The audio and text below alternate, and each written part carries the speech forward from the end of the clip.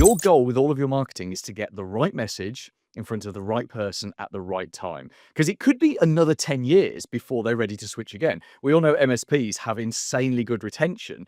That's one of the positive side effects of the slow sales cycle. People don't leave you fast. They're slow to join, slow to leave, which is great.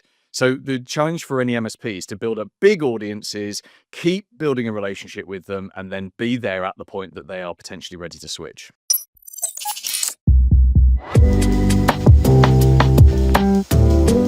Welcome back to the MSP Security Playbook, the podcast that helps MSPs cut through the noise, eliminate inefficiencies, and build stronger, more profitable security businesses. I'm your host, Jacob Hazelbaker, BDR here at Heimdal Security, your partner in unified AI-powered cybersecurity solutions. In today's episode, we're talking about something every MSP struggles with at some point: selling security. You might have the right tools in place, you might be protecting your clients from real threats, but when it comes to closing new deals or upselling existing clients, things can stall. That's why today's episode is all about building a system that helps you consistently generate leads, warm them up, and close more security deals, even with non-technical decision makers. We're joined by Paul Green, MSP marketing expert and host of the MSP Marketing Podcast. Paul Green worked with hundreds of MSPs to help them shift from random acts of marketing to a repeatable, scalable system. And today he's here to help you do the same. If you're tired of chasing leads and you're ready to close bigger, better fit clients, this episode is for you. But before all of that, let's dive into today's threat briefing. So grab your coffee and let's get to it. Thank you, Jacob. Here's this episode's threat brief. If your clients received a call from someone claiming to be their IT department, would they trust it? That's exactly what the silent Ransom Group is banking on. Right now, they're running highly targeted, social engineering-based attacks across the US, and law firms are in the crosshairs. But this could easily be one of your clients next. And you're probably wondering, who is the silent Ransom Group? Well, they're a financially motivated extortion gang that first showed up on the radar in 2022, and they've come a long way since then.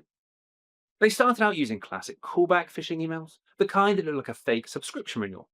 The goal was to get the victim to call a number, and on the other end of the call, someone pretending to be tech support, guiding the target to install remote access software. But as of March this year, they've shifted tactics, and it's even more convincing. Now they don't bother with the email, they go straight for the call. An employee gets a phone call from someone claiming to be their internal IT team. The attacker sounds confident, professional, completely plausible. They say there's a maintenance task that needs to be done, and they walk the person through. Joining a remote session, sometimes through a link sent via email, and other times by guiding them to a web page. Once they're in, they say something like, "We'll finish this work overnight," and the employee walks away from their machine. What the employee doesn't realize is that they've just handed over full access. And Silent Ransom Group wastes no time. They move fast, using file transfer tools to quietly siphon off sensitive data, legal documents, client records, financials, whatever they can get their hands on. Then comes the ransom note, usually via email, sometimes followed by a phone call. The message is clear: pay up or your data goes public. These demands aren't small either. We're talking $1 to $8 million. And that's just the beginning of the fallout. We're seeing serious operational disruption, damaged reputations, and of course, legal consequences. And the human side of this? It's tough. Imagine finding out it was you who let them in. The stress, that guilt, it sticks. So what do? Lock down remote access tools. Only allow what's been approved. If someone suddenly installs AnyDesk, Zoho Assist, or Screen Connect, that should set off alarms. It's also important that we start looking at behavior, not just alerts. These attackers aren't triggering antivirus. Watch for unusual outbound data transfers. Watch for activity at weird times. And of course, tighten your access controls. Enforce MFA, review privileges, assume they'll get in, and limit the blast radius when they do. And lastly, talk to your clients like a partner. not in a checklist kind of way. Help them understand that the biggest threat isn't some faceless hacker in the shadows. It's someone who sounds just like you. Stay alert, stay skeptical, stay secure. Back to you, Jacob.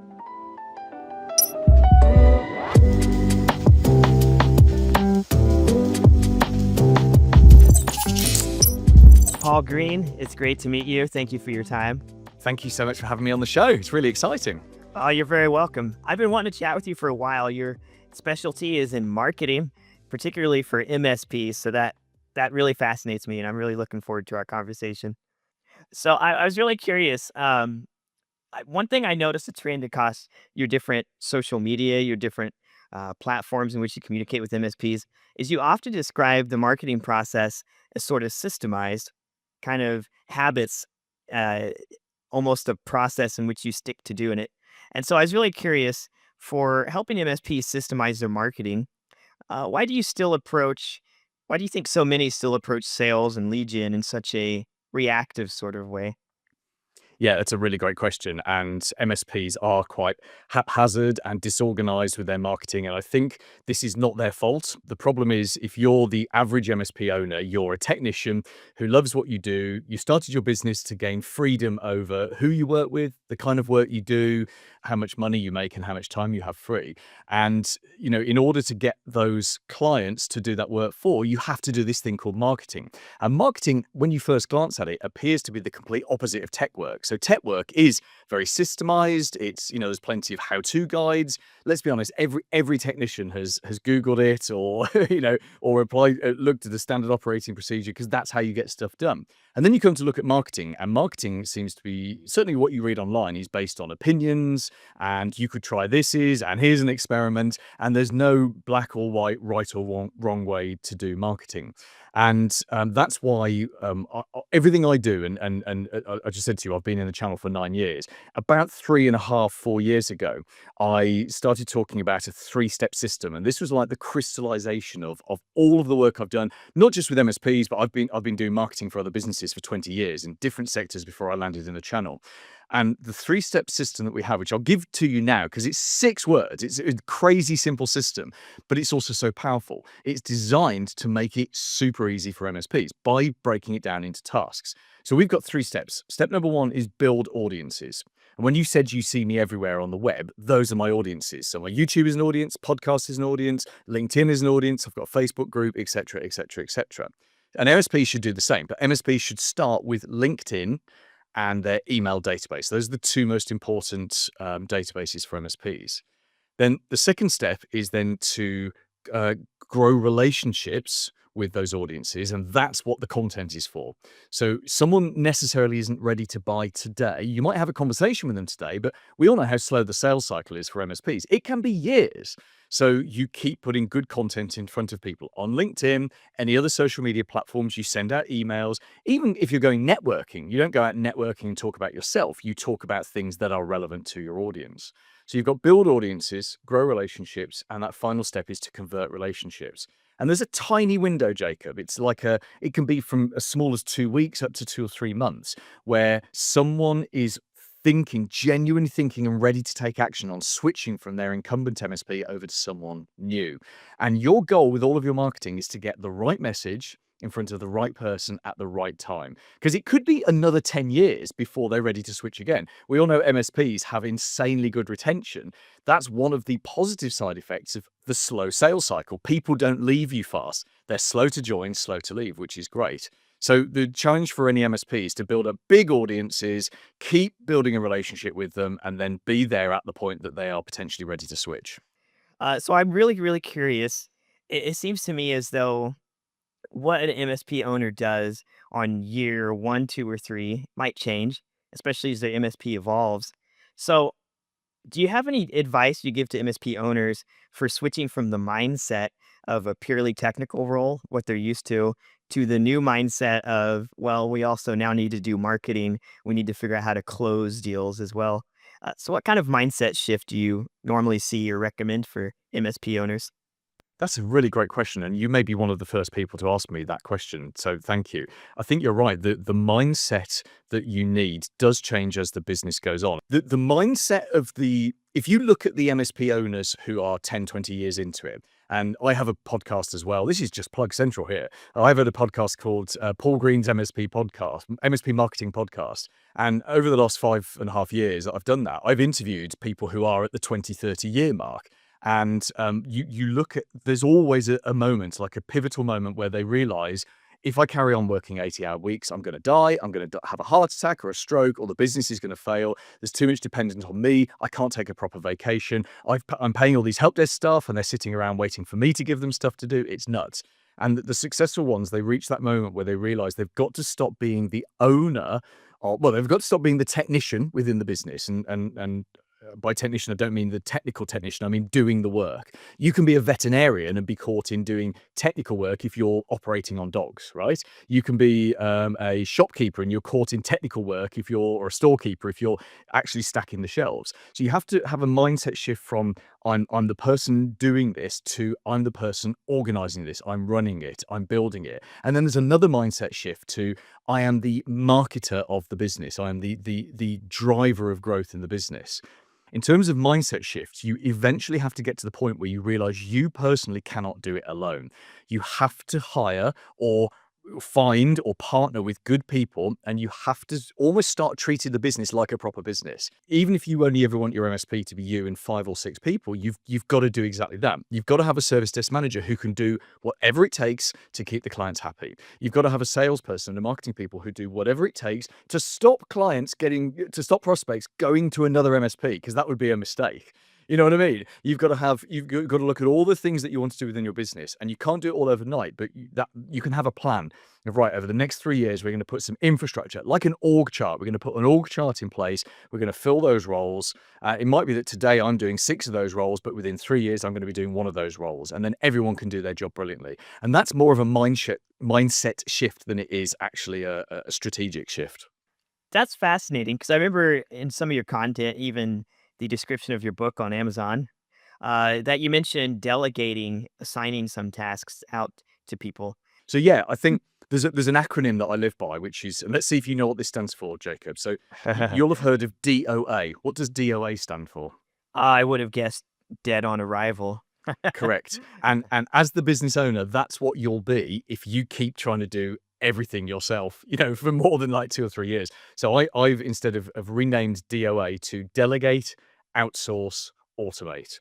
So you look at what you're doing and you say to yourself, and again, this is part of that 3-year plan of hiring other people to work with you. You say, right, what can only I do? In fact, this was one of the pieces of advice I was given by an early mentor of mine. He said, you should only do what only you can do.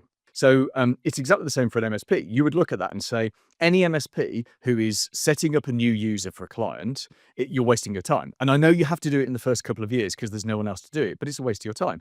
Password resets, right? Who when you've been in business for 10, 20 years, how keen are you to do a password reset? Well, you never want to do a password reset ever again because it's a pointless waste of your time. But someone somewhere has to do it. And that's why we delegate it. So your job as you move into just being the either the senior tech or just being the salesperson or the service desk manager or whatever you do, you find other people to do these things that you don't have to do. So you delegate tasks, or if you haven't got the skill set, you outsource them. And so if you step outside of managed services, which most MSPs either want to outsource to a help desk or keep in their bag, actually there's thousands of people out there that will do all of those little things. So delegate, outsource, and then the final one is automation. MSPs are all over automation. Let's be honest, Zapier is the best tool in the entire planet. There's anything that doesn't have APIs that can link up to Zapier is not a tool that's worth looking at in 2025. So I think most MSPs are over that. But it's the delegation and the outsourcing where MSPs typically need to get better. I think something you said that really going to stick with me, I think probably for the rest of my life. If you said, only do the things that only you can do, that's fascinating because it's almost sort of, there's only so much you can delegate, outsource, and automate. And what's left is the things that you yourself have to do. And so I noticed you often talk about warming up leads. So I was really curious, what does that look like in the context of specifically cybersecurity services? Yeah, absolutely. It's another great question, and people, the general principle is that people only buy when they're ready to buy. That's a really important thing to remember. I've spoken to MSPs who've had sales calls with someone who said, "I hate my IT company. They everything's changed. Everything's got slower. They don't pick up the phone anymore. It's really slow to get a response. Everything takes ages. The price is going up. I'm definitely switching." And then 2 weeks later, the prospect calls them back and says, "Yeah, I wasn't quite sure about switching, so I've signed a new 2-year contract with the people I hate." And just everyone's heads explode because they don't understand it. But it's because they don't know what they don't know. They're scared. We call this inertia loyalty. It seems easier to stay where you are than it is to move to someone new. So to answer your question, most MSPs have a follow-up failure in that they don't follow people up. They'll have a conversation with them. They'll put them in their email list and forget about them. If people only buy when they're ready to buy, we've got to talk to them regularly. So we've got to have someone in the business that calls people on a regular basis. In fact, this is the third step of our 3-step system, which is convert relationships. And so there is no other way for what we sell, for what MSPs sell. There is no better way today. I think AI will provide us a better way, but it's not now. That will be in the future. But today, it's someone picking up the phone and making outbound phone calls on your behalf to build the relationship, see what's happening, and see at what point someone is almost ready to talk. And just so you know, Jacob, we're talking hundreds of phone calls to book one of those appointments. It's a slog, right? This is not an easy thing. But what you have to remember is the big picture. And MSPs always forget this. Big picture number one, when you get a client, you keep them for like 20 years. Don't you? Wow. You win a client, you look after them well, and you keep them for years and years and years. You keep them until they go bust, or until they get bought, or until something goes wrong with your relationship. Those are the only 3 reasons that someone leaves an MSP. So that's big picture one. Big picture two, when they over those 20 years, they're going to give you $200,000 or $300,000. Right? That's what we call the lifetime value of a contract. So yeah, sure, you've got to live for the next 30 years to collect that money. But That is although true. there does come a point where you can sell that contract, right? If you've got someone in a 3-year contract and you've just re-signed them and you're selling your business, that's 3 years that the buyer is going to keep that business. So never forget that you might not want to do this for the next 30 years, but you can sell those contracts or the business as a whole. So I think MSPs miss the big picture. Other businesses find it easier to win clients, like super easy to win clients, but they benefit from $1,000 lifetime value. You find it super hard to sell clients, but you get $200,000-$300,000 lifetime value. And of course, the tech is the greatest changing sector ever. Something I've been really thinking about is, unfortunately, most businesses do fail. It's just how it goes. And then maybe on your next try, you get another start at it. So it seems to me time is really critical. As you mentioned earlier, only do what only you can do. But let's say you have 30 days. I give you 1 month to spin up an MSP.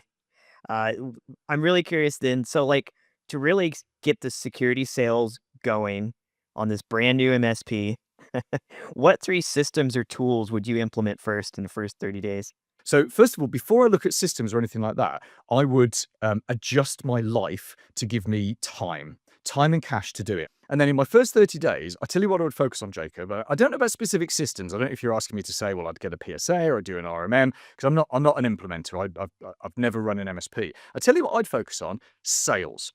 More than anything else, I would work 18 hours a day, 7 days a week. No, 6.5 days a week for the next 30 days. And I would be, every single activity would be about sales, because all I need to do is sign 3 clients. And that's some going. To sign 3 managed services clients in 30 days is some going. But you know what? I'm going to go to every networking meeting. I'm going to do all of the marketing stuff we just talked about here. So at 6 in the morning, which is when I'm going to start, I'm going to be implementing marketing, because other humans aren't around then. So I've got till 6 till 10. That's 4 hours of hardcore marketing implementation. I can load social media stuff. I can build web pages. All that system I described to you, I can build that and more. I can do all of that. At 10 a.m., I'm going to get out there. I'm going to go. Every single business meeting. I live in just in the outskirts of a city called Milton Keynes in the UK. There's 200,000 people here. There's going to be a business meeting every day. There's going to be something I can go to. I'm going to invite myself. I'm going to go and do talks. I'm going to go and just shake hands. I'm going to have a business card which stands out. I'm going to basically, I'm going to hustle. I'm going to hustle at a scale which you could not keep hustling past that 30 days. At the end of that 30 days, I'm going to need 24 hours of sleep, a very large beer, and then I'll upon an apology to my girlfriend and child. But do you know what? I'll have my first 2-3 clients. Then I'm going to worry about a PSA and an RMM and all the other tech stack that you need. That, by the way, I think is opposite to the answer you would get from an MSP. And I reckon in any MSP starting out, again, if they had to start tomorrow, they'd be like, oh, well, I know instantly I'm going to go with this PSA and I'm going to get this RMM and I'm going to get this tool and that tool. The way I see it is you in an emergency situation like that, you get the business first, then you figure out the delivery of it. And do you know what? Do you know what I would do as well, Jacob? This has just occurred to me. Those first 3 clients, I'm going to charge them an onboarding fee because I'm going to pick up some people who are either the wrong fit long term, or they're nuts, they're stupid people I don't want to work with long term, or they're desperate because no one else is going to sign up to me within 30 days of meeting me. And that's fine. I'm just going to take that hit. But do you know what? I'm going to charge them an onboarding fee of as much as I can on top of their first month, a $2,000-3,000 onboarding fee. Let's say I generate an extra $5,000 cash. I'm then going to use that to either get an outsourced help desk or hire a local technician or someone remotely to go and do a lot of that early work for me. So while in that second month, while we're desperately trying to onboard these 3 nuts clients, I've got someone doing all of that for me so I can then go and build the proper business in the background, the PSA, the RMM, and all the other tools. So I suspect that's not quite the answer you were looking for, but I think that's what I'd do if I was starting again tomorrow. That's perfect because I never would have guessed your answer. But I think you're right. Like, focus on the sales, the actual what brings in the money to keep your business going and growing, instead of only focusing on the technical side of how to start a business, but never really focus on how to get those clients, how to do the marketing. Mr. Paul Green, I really appreciate your time. It was wonderful chatting with you. And I really look forward to reading your book as well. So I thank you very much, sir. Thanks for having me on. Appreciate it. You're very welcome.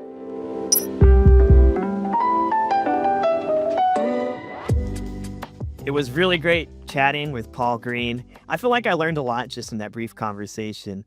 Only do the things that only you can do. That's a quote I probably won't forget anytime soon.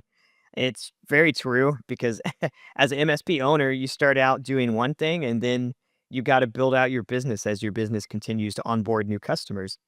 And what do you do at that point? Apparently, you only do the things that only you can do. And then you delegate out the rest. You outsource it. You automate it. I found that a really, really solid advice that Mr. Paul Green provided. The other part that really surprised me was he mentioned if you only give him a little bit of time, say 30 days, to start up an MSP, what is it that you really focus? What do you do? And he said something I thought that was very, very insightful. He did not say focus on building the best website ever. He did not say focus on picking every single product you want to provide for your customers. No, instead, he said as a MSP owner in the first 30 days, focus very, very intensely on marketing, on sales, and almost nothing else. I found that fascinating. So as you onboard your first, hopefully 3 customers in those 30 days, that's the focus. And I feel like a lot of MSP owners and business owners in general, often, unfortunately, we get distracted by the technical side, the how do I make my website look perfect before I reach out to those first few potential clients. And I just found that very, very insightful and very solid advice from Paul Green. So it was a really wonderful conversation. I think I'll remember some of those bits of advice for the rest of my life. And I hope you found it really useful too.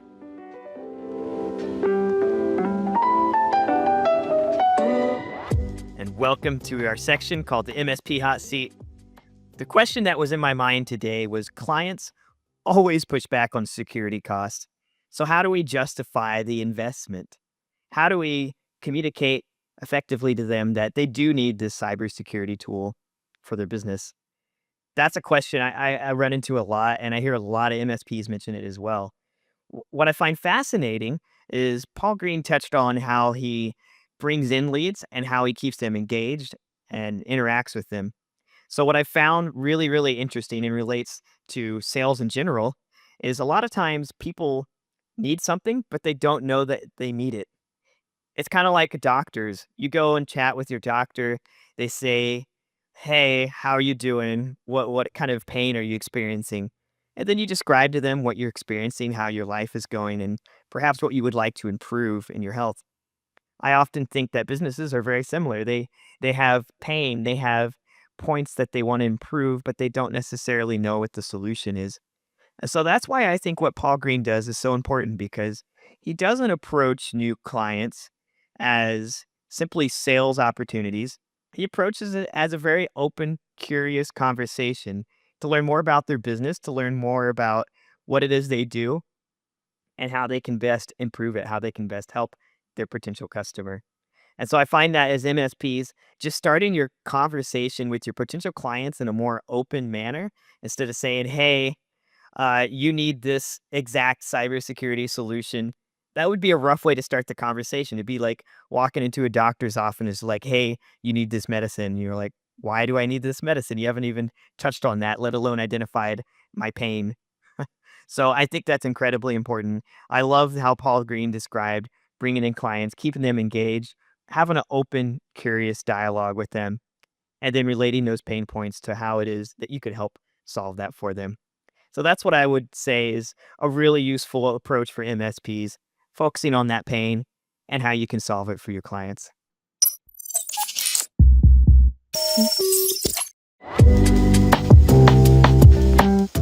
That's a wrap on this episode of MSP Security Playbook. Thanks for spending part of your day with us. If you found today's insights helpful, be sure to follow the show on your favorite podcast platform and leave us a review. It helps other MSPs find the playbook and level up their security game. Got a question you want us to tackle in the MSP Hot Seat? Or a topic you'd like to hear more about? Drop us a line. We'd love to hear from you. Until next time, stay sharp, stay secure, and keep building the future of your MSP business.